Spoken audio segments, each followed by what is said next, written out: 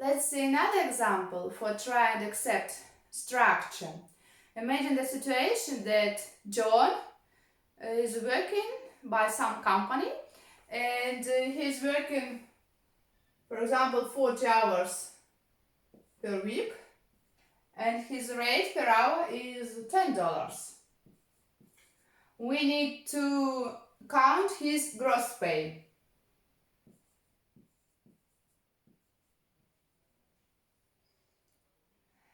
So in the first case, let's test 40 hours and $10 that the user gives us this. John gives us this data. But in the second case, imagine that John was tired and he gave us irrelevant data. He wrote us that he was working few hours and the rate was okay for $10 per hour. So few and 10. And in this case it's 40 and 10. Let's try both of them. So you see here we have two different data. So we create two input variables. X is input, hours,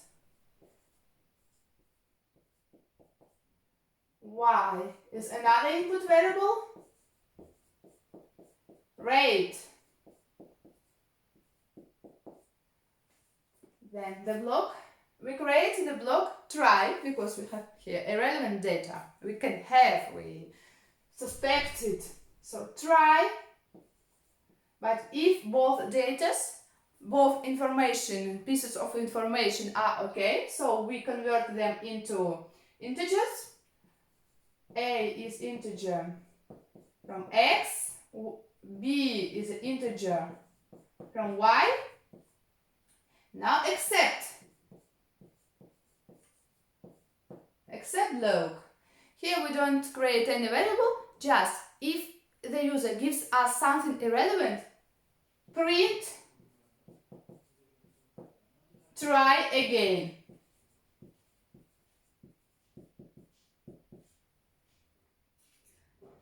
And remember, we have to count the gross pay. How we count it? We just multiply. We multiply not X by Y, we multiply A by B. So the gross pay, imagine this is all C, now better C with A and B, better to create. C is A by B, and then print C. So let's test the both situation. Enter hours, we enter 40. Enter rate, we enter 10. So Python sees everything is okay, converts them into integers, except block Python ignores. Then Python realizes multiplication and our output is $400 is the gross pay. But if we try instead of 40 hours, the user wrote us few hours. I was working last week. Few. Python sees this is something wrong with this. So Python directly goes to accept block and our output is try again. But if you run this code, after this is a correct output. But after this, you got a trace back message telling about some error in our code. Why does it happen? Because we have here more complex code, multiplication, two variables, and Python even Python understood that is irrelevant. Anyway, Python continues running the program, the code, can't stop, and that's why we get this traceback message. In order to avoid it, we should do the following thing. Just have to make here more place. So see this line is okay.